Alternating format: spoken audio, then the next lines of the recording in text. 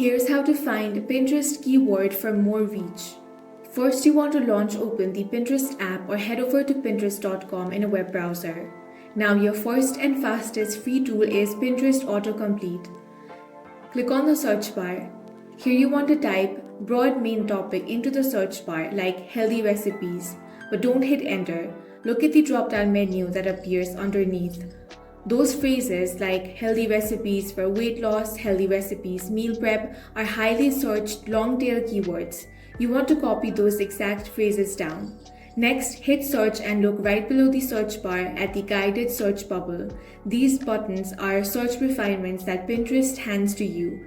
If you see bubbles for easy, quick, vegetarian, those are essential modifiers you need to add to your title and descriptions to instantly capture targeted traffic. For the ultimate strategy, head over to Pinterest Trends. This tool allows you to compare different search terms side by side to see their exact search volume history.